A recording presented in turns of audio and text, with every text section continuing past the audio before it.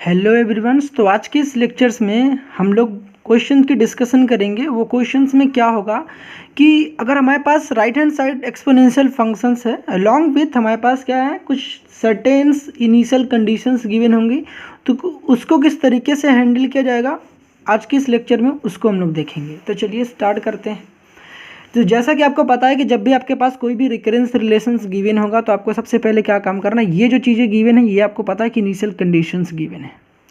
सबसे पहले आपको इस पर फोकस नहीं करना, आपकी मेन फोकस जो होनी चाहिए ये जो पार्ट गिवन है इस पार्ट पे ही आपकी फोकस होनी चाहिए कि ये पार्ट आपको किस तरीके से सॉल्व करना है।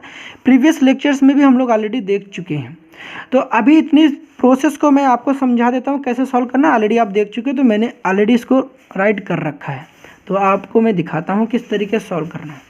जैसा कि आपको पता है कि जो भी आपके पास क्वेश्चंस गिवन होता है फर्स्ट ऑफ ऑल आपको क्या काम कर लेना हो, उस क्वेश्चन को एज इट इज़ कॉपी करो। मगर कॉपी करते समय आपको ये बात ध्यान रखनी है कि जो भी आपके पास ऐसी चीज़ें हैं उसमें आपने सबसे पहले कॉपी कर ली। अब आपको पता है कि सबसे बड़ी वाली जो हमारे पास सब्सक्रिप्ट होती है, जैसा कि आपको पता है n+1 n+2 में सबसे बड़ी जो सब्सक्रिप्ट है वो n+2 है।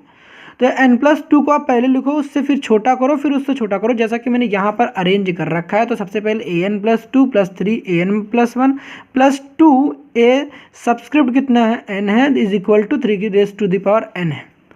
हमने कि ऐसे अरेंज क्यों कर रखा है, क्योंकि हमें सबसे बड़ी वाली सब्सक्रिप्ट उससे एक छोटी फिर उससे एक छोटी, ऐसा अरेंज करने से मुझे क्या पता चलेगा। आप ऐसा अरेंज कर लोगे, पहले अरेंज करने के बाद आपको क्या काम करना, जो सबसे बड़ी वाली सब्सक्रिप्ट होता है। अब आप ऐसा करने के बाद आपको पता है कि पहले इतना तो काम आप कर लेना, इसके बाद कैसे सॉल्व करा तो अभी मैं इसको बताता हूँ कि आपको पता है कि राइट हैंड साइड जीरो नहीं है। अगर राइट हैंड साइड जीरो नहीं है दैट मीन्स हमारा क्वेश्चन एक नॉन होमोजीनियस रिकरेंस रिलेशन है। तो आप ऑलरेडी जान रहे हैं, लेक्चर उसी पर है तो उसी पर ही होगा। मगर अगर हमारे पास राइट हैंड साइड जीरो नहीं होता है, अगर राइट हैंड साइड जीरो नहीं होता है तो हम लोग क्या करते हैं, उस क्वेश्चन को दो पार्ट में स्प्लिट करते हैं। पहली पार्ट होती है कि होमोजीनियस पार्ट और सेकंड पार्ट क्या होती है मेरे पास नॉन होमोजीनियस, या यूँ हम कहते हैं कि पर्टिकुलर सोल्यूशन। तो दो पार्ट्स में ब्रेक किया, पहला वाला पार्ट हो गया होमोजीनियस सोल्यूशन। तो होमोजीनियस सोल्यूशन के लिए हम लोग क्या करते हैं कि जो हमारे पास लेफ्ट हैंड साइड होता है उस लेफ्ट हैंड साइड को हम लोग क्या करते हैं इक्वल टू जीरो करते हैं। तो जैसा कि आपने जब रीअरेंज कर दिया, आफ्टर रीअरेंजिंग जो हमारे पास जो पार्ट आई उसका जो ये लेफ्ट हैंड साइड वाला पार्ट उसको इक्वल टू जीरो कर देंगे। जब इक्वल टू जीरो कर देंगे तो मेरे पास कुछ ऐसा आ जाएगा। अब इसको किस तरीके से सॉल्व करते हैं ये हम लोग ने लेक्चर 1 में ही डिस्कशन करी थी कि इसको किस तरीके से सॉल्व करे जाते हैं। तो जैसा कि आपको पता है इसको सॉल्व करने की सबसे पहले आपको ऑर्डर फाइंड करनी पड़ती है। ऑर्डर कैसे फाइंड करते हैं, सबसे बड़ी वाली सब्सक्रिप्ट माइनस का सबसे छोटी वाली सब्सक्रिप्ट कर देते हैं तो हमें ऑर्डर पता चल जाए। सबसे बड़ी वाली सब्सक्रिप्ट हमारे पास n+2, सबसे छोटी वाली n है, इनको सब ट्राई करेंगे मेरे पास 2 आएगा। और अगर हमारे पास ऑर्डर 2 आई है तो दैट मीन्स क्या होगा कि अगर ऑर्डर 2 आई है तो इक्वेशंस भी हमारे पास क्वाड्रेटिक बनेगी। जितनी ऑर्डर आई उतनी ही x की पावर रेस करते जाएंगे और एक एक कम करते चलेंगे। जितनी देखिए ऑर्डर कितनी आई थी 2, तो x की पावर 2 से रेस करनी है, सबसे बड़ी वाली सब्सक्रिप्ट को ही x² देना है, सबसे बड़ी वाली सब्सक्रिप्ट वाले टर्म को ही x² देना है, उसके बाद एक एक कम करते चले जाना है। तो इसको x² दिया, फिर उसके बाद 3 था, इसको क्या कर दिया देखिए x² इसको दिया, तो उसके पास क्या 3 तो एज इट इज ही रहना है। an+1 को क्या दे देंगे x, फिर यहाँ क्या देंगे, फिर x के एक और कम कर देंगे तो यहाँ पर 1 रहेगा, 2 का 1 से मल्टीप्लाई करेंगे तो 2 ही रहेगा।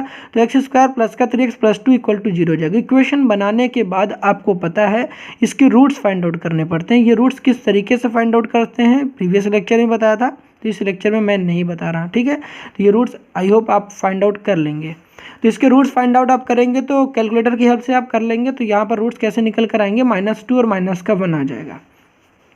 अब रूट्स फाइंड आउट करने के बाद आपको पता है कि दोनों ही रूट्स हमारे पास क्या है, रियल एंड डिफरेंट है। दोनों ही रूट्स क्या है, रियल एंड डिफरेंट है, रियल एंड डिफरेंट है। अब रियल एंड डिफरेंट है तो आपको पता होगा कि शॉर्ट फॉर्म में डिफरेंट कैसे लिख दे रहा हूँ।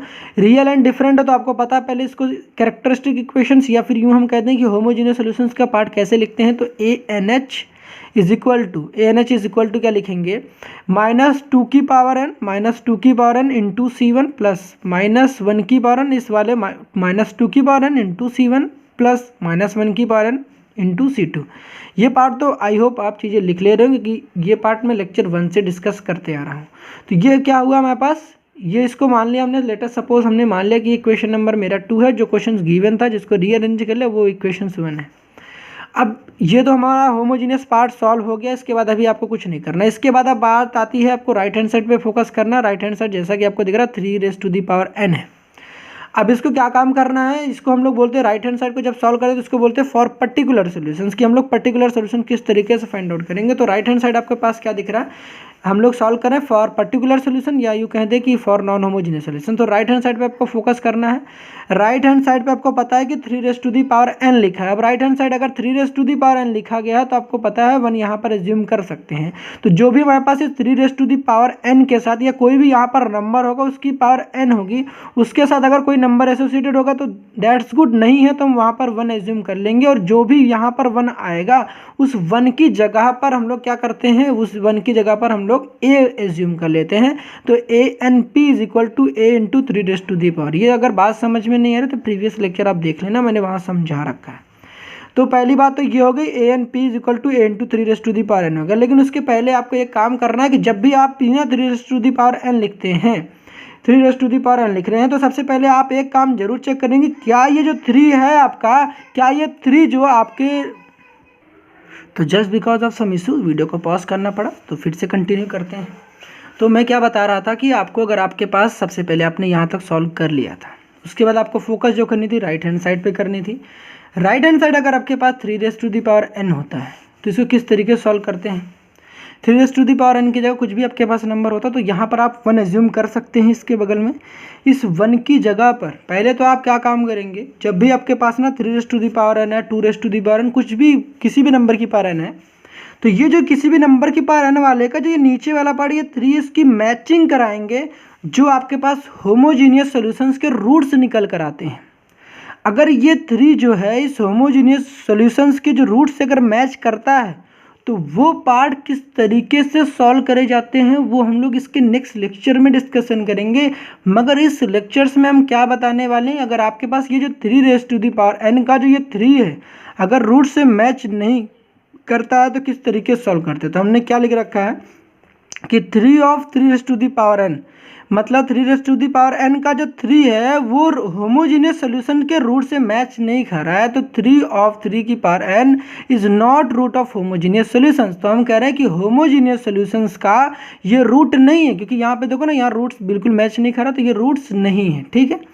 अब अगर ऐसा नहीं होता है तो जहाँ पर हमने 3n लिखा है उसके साथ में जो 1 होता है उस 1 को रिप्लेस करके हम लोग एक नया आर्बिट्रेरी कांस्टेंट रख देते हैं, वो क्या होता है a रखते हैं।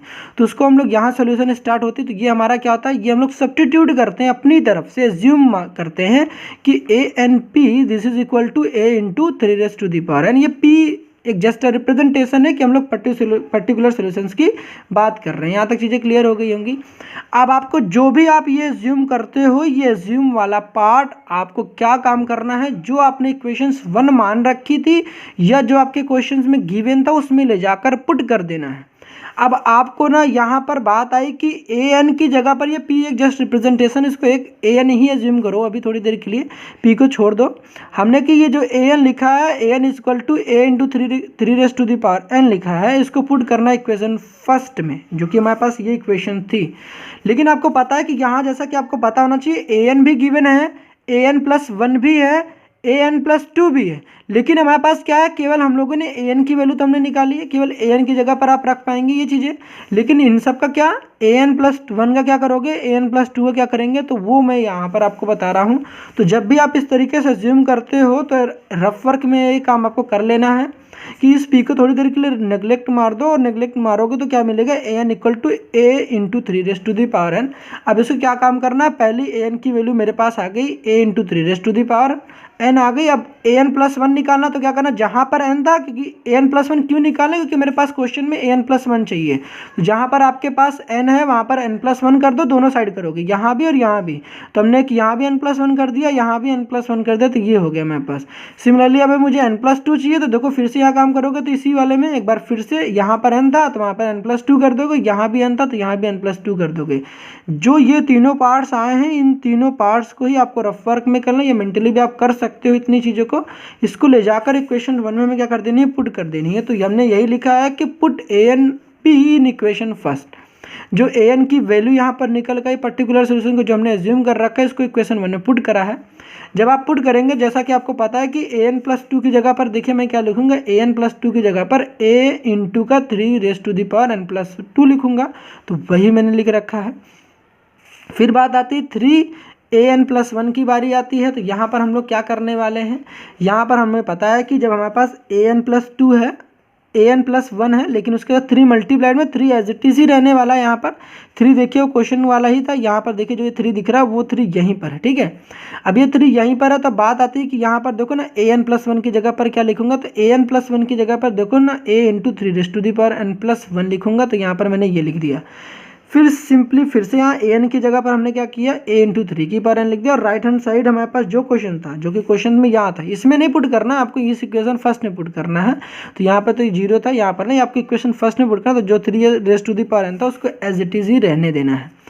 अब आपको इसके बाद बारी आती है कि यहाँ पर मुझे a की वैल्यू फाइंड आउट करनी पड़ती है, इसको किस तरीके से सॉल्व करते हैं। तो आपको कई सारे आपके तरीके हैं, मैं क्या बता रहा हूँ, आपके पास जो सबसे छोटी वाली सबस्क्रिप्ट होता है, जैसे याद देखो n+2 n+1 और n दिख रहा है, इनमें सबसे छोटा कौन सा है, तो यहाँ पर हमारे पास n वाला, जो n वाला जो ये हमारे पास कोई भी एक्सपोनेंशियल फंक्शन होगा, उससे हम लोग क्या कर देंगे, दोनों ही साइड लेफ्ट हैंड साइड और राइट हैंड साइड उसको डिवाइड कर देंगे। तो क्या मिलेगा, आप इससे भी कर सकते हो डिवाइड, कोई दिक्कत वाली बात नहीं होगी, मैंने इसी से कर दिया, ठीक है। आप उससे भी कर सकते हो, मैं छोटी वाले से प्रेफर करता हूँ, आप जिससे करना चाहते हो, दोनों से मतलब कि सेम आंसर आएगा, ठीक। आई होप यहाँ तक समझ गए होंगे।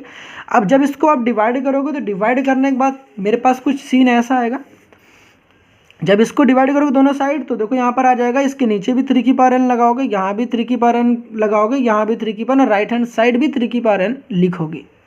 लिखने के बाद आपको पता है कि इसको किस तरीके से सॉल्व करते हैं। इसको सॉल्व करने के लिए आपको पता है, मैंने प्रीवियस लेक्चर में बता रखा था कि जब भी आपके पास कभी भी ऐसी कोई पावर्स आती है, 3 की पावर देखो n+2 है और नीचे हमारे पास 3n है, तो आपको पता है ये पावर ऊपर जाती है, तो हमारे पास क्या हो जाएगा, 3 लिखेंगे, n+2 होगा। ये जो हमारे पास पावर होती है ना, या बी नीचे वाले का जो डिनोमिनेटर में लिखा गया, इसकी पावर सब्ट्रैक्ट हो जाती है, तो यहाँ पर -n हो जाता है, 3 को एक ही बार लिखते हैं, तो ये +n -n कैंसिल हो जाता है, यहाँ पर 2 बच जाएगा, तो 3 की पावर 2 हो जाएगा। इसको हम लोग ऐसे सोल्व करते हैं। ये कैसे किया हमने, तो a की पावर m अपन a की पावर n हम लोगों ने प्रॉपर्टी पढ़ रखा था। पढ़ा है क्या आपने क्लास 10th में, 11th में, कभी पढ़ा होगा बचपन में, 7th 8th में पढ़ा होगा। तो ये क्या होता है, a की पावर m माइनस का n हो जाता है, मतलब क्या, a को एक बार लिखते हैं, ये पावर्स को आपस में सब्ट्रैक्ट कर देते हैं। इतनी चीज़ें क्लियर हो गई होंगी। तो यही काम कर रखा है, यहाँ भी ऐसा करेंगे तो मेरे पास क्या हो जाएगा, यहाँ पर 3 की पावर 1 बच जाएगा, और यहाँ सॉल्व करेंगे दोनों ही 3 की पावर n, ये भी है 3 की पावर n हो जाएगा, दोनों आपस में कैंसिल हो जाएंगे, और यहाँ पर 3 की पावर n 3 की पावर n कैंसिल हो जाएगी, दोनों ही कैंसिल होंगे, तो आपके पास कितना मिल जाएगा, 1। कितना मिल जाएगा, 1। चीज़ें यहाँ तक आती होंगी आपको। तो यहाँ पर मैंने कहा कि ये आ गया हमारे पास, 3 का स्क्वायर कितना होता है, 9a, फिर 3 का 3 से मल्टीप्लाई कर देंगे तो फिर 9a हो जाएगा, 2a आ जाएगा, 9a + 9a कितना, 18, 18 + 2 कितना, 20, 20a = 1 हो जाएगा। और a की वैल्यू, क्योंकि यहाँ पर आपको पता 20 मल्टीप्लाइड में है, तो ये इधर जाएगा डिवाइड में जाएगा, a = 1/20 आ गया, a की वैल्यू 1/20 आ गई। जो भी a की वैल्यू आती है, जो आपने यहाँ पर एज्यूम कर रखा था, ANP = a × 3 इसी को हम लोग क्या करते हैं, इसी में ले जाकर a की वैल्यू रख देते हैं। यहाँ पर हम लोग क्या करेंगे, पुट जो है a = 1/20 इन ANP, यहाँ पर ले जाकर हम लोग पुट करेंगे, तो जो कि हमारा पास ये ऐसा था, तो यहाँ पर हम लोग a की जगह पर मैंने 1/20 पुट कर दिया। तो मेरे पास जो पर्टिकुलर सोल्यूशन आया, जो मेरा पर्टिकुलर सोल्यूशन आया, वो आया 1/20 × 3n। अब बात आती है कि भाई साहब हम लोग कंप्लीट सॉल्यूशंस कैसे निकालते हैं। कंप्लीट सॉल्यूशन निकालने के लिए आपको पता है कि हम लोग क्या काम करते हैं कि जो हमारे पास होमोजीनियस सॉल्यूशंस निकाला और जो ये पर्टिकुलर सॉल्यूशन निकाला, होमोजीनियस सॉल्यूशंस कहाँ निकाला था, ये पर्टिकुलर सॉल्यूशंस कहाँ निकाला, ये। तो ये जो हमारे पास इक्वेशन नंबर हमने 2 नाम दिया था, और पर्टिकुलर सॉल्यूशंस के भी आप कुछ भी नाम दे सकते हैं, जैसा कि यहाँ पर हमने 3 नाम दिया था, ये 3 वाला पार्ट है। इन दोनों को आपस में ऐड कर देते हैं, जो ऐड करते हैं उसको हम लोग क्या बोलते हैं, कंप्लीट सॉल्यूशन, पर्टिकुलर मतलब कंप्लीट सॉल्यूशन या जनरल सॉल्यूशन या टोटल सॉल्यूशन। कंप्लीट, टोटल या जनरल सॉल्यूशंस के नाम से जाना जाता है। तो an = ANH + ANP, ये H स्टैंड्स फॉर यहाँ पर होमोजीनियस के लिए, और यहाँ P है पर्टिकुलर सॉल्यूशंस के लिए। दोनों को आपस में ऐड कर देंगे, जैसा कि हम लोगों ने निकाला था। होमोजीनियस वाला पार्ट मेरा ये था, तो यहाँ लिख दिया मैंने, और पर्टिकुलर सॉल्यूशंस वाला जो हमारे पास पार्ट था, देखिए यहाँ पर है, तो पर्टिकुलर सॉल्यूशन वाला पार्ट यहाँ था, दोनों को ऐड कर दिया। अब बात यही नहीं खत्म हो जाती है, यहाँ पर क्या प्रीवियस लेक्चर में और इस लेक्चर में क्या डिफरेंस है, चीज़ें इस तरीके से तो वहाँ भी सॉल्व करा कर। तो इस लेक्चर में डिफरेंस यहाँ पर आती है कि इस क्वेश्चंस में आपके पास इनिशियल कंडीशन गिवन है। अगर आपके पास इनिशियल कंडीशन गिवन नहीं होती तो आप क्वेश्चंस यहीं पर स्टॉप कर दोगे, आपका फाइनल आंसर ये होगा। अगर आपके क्वेश्चंस में इनिशियल कंडीशन गिवन होती हैं तो आपको जो यहाँ पर ये C1 और C2 की वैल्यूज आई हैं इसको भी फाइंड आउट करना पड़ता है। अब इसको किस तरीके से फाइंड आउट करते हैं अभी इसको निकालना सीखते हैं, ठीक है। तो चलिए इसको भी मैं सिखाता हूँ आपको, ठीक है। तो यहाँ पर आपको क्या काम करना है, सबसे पहले जब भी आपके पास क्वेश्चन आता है तो आपके पास देखिए दो चीज़ें दे रखी, तो an दे रखा था यहाँ पर आपके पास क्वेश्चन में देखिए दे रखा था a0 इक्वल टू 0, a0 जहाँ पर 0 था ना इसको लेना कंसिडर करना है। तो a0 0 इक्वल टू 0 दे रखा था, इसको केस फर्स्ट एज्यूम करेंगे, ये केस फर्स्ट है और यहाँ पर केस सेकंड में यहाँ सॉल्व कर रहा हूँ। यहाँ पर कितना दे रखा था a1 दे रखा है, तो यहाँ केस फर्स्ट क्या है मेरा पता है, यहाँ जो ये नीचे वाला होता है ना ये मेरा n होता है, ये क्या होता है मेरा n। तो यहाँ जो पहली केस बनती है यहाँ पर अपना a0 0 से मैंने n निकाला, तो व्हेन जो पहली केस बनेगी ये आप मत लिखिएगा, ये मैं आपको समझाने के लिए लिखे बता रहा हूँ। तो व्हेन n इक्वल टू कितना होगा 0, ये n कहाँ से निकाला, यहाँ से जो भी आपके पास कंडीशन होती है, ये पहली केस है। सेकंड केस क्या होगी, व्हेन n इक्वल टू कितना होगा, व्हेन n इक्वल टू कितना होगा 1, ये सेकंड केस है। अब ये जो भी n की वैल्यू निकल कर आई है n equal to 0 n equal to 1, इसको कहाँ पुट करना है, जो आपने ये निकाले थे ना टोटल सोल्यूशंस में ले जाके आपको पुट कर देना है। पहले क्या काम करना, ये जो टोटल सोल्यूशन निकाला तो यहाँ पर ले जाकर पुट करना है। जब आप पुट करेंगे मेरे पास क्या निकल कर आएगी, तो यहाँ पर इसको पुट कहाँ पर करना है, टोटल सॉल्यूशंस में, ठीक है। जो आपने कंप्लीट सॉल्यूशन निकाला उसमें पुट करना है। तो a0 आ जाएगा, a0 इक्वल टू -2 की पावर 0 करेंगे, तो आपको पता है किसी भी नंबर की पावर 0 कितना होता है 1, तो ये चीज़ आपको मैं डायरेक्ट 1 कर दे रहा हूँ, क्योंकि मैंने सारी लेक्चर्स में डिस्कशन करी है ऑलरेडी, मैंने कर रखे कई लेक्चर्स में, तो इस वजह से मैं नहीं लिख रहा। तो यहाँ पर क्या हो जाएगा C1 हो जाएगा, यहाँ भी -1 की पावर 0 हो जाएगा कि n की वैल्यू 0 पुट करनी है, तो यहाँ पर 0 पुट करो, किसी भी नंबर की पावर 0 कितना होता है 1, 1 का कि C2 से मल्टीप्लाई करो कितना आ जाएगा C2 ही आएगा। यहाँ पर हमारे पास 3 की पावर फिर से 0, किसी भी नंबर की पावर 0 फिर से कितना आ जाएगा 1, और 1 का 1/20 से मल्टीप्लाई कराओगे तो कितना आ जाएगा 1/20 आ जाएगा। चीज़ें यहाँ तक तो समझ में आ रही होंगी। अब बारी आती है कि यहाँ पर हम लोग इसको सॉल्व करते हैं, या फिर इसी को पहले थोड़ा और सिंप्लीफिकेशन कर लें। a0 की वैल्यू कितना गिवन था ये आपको नहीं लिखना, ये आपके क्वेश्चंस में ऑलरेडी गिवन होगा।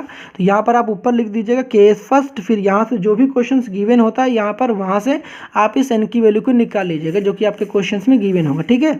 तो वहाँ पर n इक्वल टू 0 होगा, 0 होने के बाद a0 की वैल्यू मेरे पास 0 दे रखी थी, तो मैं यहाँ पर 0 लिख दूंगा। 0 इक्वल टू C1 प्लस का C2 प्लस का 1/20। अब कोशिश आप क्या करेंगे, जब भी आपके पास क्वेश्चंस गिवन होगा तो C1 देखिए आपको पता है कि ये प्लस का है, मैं उसको उधर लेकर जाऊंगा तो मेरे पास क्या हो जाएगा, प्लस का तो माइनस का हो जाएगा। तो देखो यहाँ पर माइनस का 1/20 C1 प्लस का C2 हो जाएगा। आप ऐसे भी छोड़ सकते हैं, कोशिश करिएगा कि आप थोड़ा इसको ऐसे लिखेंगे तो ज़्यादा बेटर होगा। C1 प्लस का C2 this is equal to minus का 1/20, ऐसा फ्लिप कर सकते हैं, ठीक है। तो ऐसा आप लिख लिया, पहली इक्वेशन हमारे पास ये बन गई, यहाँ तक कोई प्रॉब्लम नहीं होगी। अब सेकंड हमारे पास क्या बनी कि अगर आपके पास n इक्वल टू 1 होता है तो इसी में जहाँ पे n है हर जगह पर हम लोग 1 पुट करेंगे, तो a1 हो जाएगा। -2 की पावर 1 होगा तो यहाँ पर -2 ही हो जाएगा, क्योंकि -2 की पावर देखिए यहाँ पर n इक्वल टू 1 पुट करेंगे, किसी भी नंबर की पावर 1 जो होता है एज इट इज ही रहता है, तो यहाँ पर C1 हो जाएगा। और यहाँ पर माइनस का होगा तो यहाँ पर माइनस का जब 1 रखेंगे तो यहाँ माइनस का C2 हो जाएगा, प्लस का यहाँ 3 की पावर 1 करेंगे 3 हो जाएगा, 3 अपॉन का क्या हो जाएगा हमारे पास 20 हो जाएगा। अब इसको a1 की वैल्यू दे रखा है 1, तो यहाँ पर a1 की जगह पर मैं 1 रख दूंगा। तो 1 इक्वल टू माइनस का 2C1 माइनस का C2 प्लस का 3 अपॉन क्या हो जाएगा हमारे पास 20 हो जाएगा। अब आपको पता है कि इसको इधर भेजेंगे तो मेरे पास कितना हो जाएगा 1 माइनस का 3 अपॉन का 20 and this is equal to minus का 2C1 माइनस का C2। अब इसको सॉल्व करेंगे तो एलसीएम आपको तो लेने आता होगा, 20 माइनस का 3 कर देंगे अपॉन का 20 कर देंगे and this is equal to minus का 2C1 माइनस का C2। यहाँ तक चीज़ें क्लियर होंगी। अब इसको सॉल्व करेंगे तो कितना आ जाएगा हमारे पास 17 अपॉन का आ जाएगा 20 and this is equal to -2C1 minus का C2। यहाँ पर आपको दोनों साइड माइनस दिख रहे हैं, यहाँ पर दोनों साइड माइनस दिख रहे हैं, तो इस माइनस को कॉमन लेके यहाँ पर ट्रांसफ़र कर देता हूँ। तो यहाँ पर मेरे पास जो निकल कर आएगा माइनस का 17 अपॉन का 20 और यहाँ पर आ जाएगा 2c1 प्लस का c2, इसको आप फ्लिप करके लिख लोगे थोड़ा सा तो मेरे पास क्या आ जाएगा 2c1 प्लस का c2 and this is equal to what minus का 17 अपॉन का 20। ये आ गया हमारे पास सेकेंड इक्वेशन। अब इन दोनों की जो आपने ये बनाई है इसकी हेल्प से हम लोग c1 और c2 की वैल्यू निकालेंगे। तो कैसे निकलेगी आपको, अब आपको पता c1 का कोएफिशिएंट कुछ नहीं दिख रहा, दैट मीन्स यहाँ पे भी 1 है। c2 कोएफिशिएंट कुछ नहीं दिख रहा, दैट मीन्स यहाँ भी 1 है। इसका कोएफिशिएंट 2 ऑलरेडी रिटन है, यहाँ कुछ नहीं दिख रहा, दैट मीन्स 1 है। कुछ नहीं है, दैट मीन्स 1। अब इसको सॉल्व किस तरीके से करते हैं with the help of calculator, चलिए इसको फिर देखते हैं हम लोग।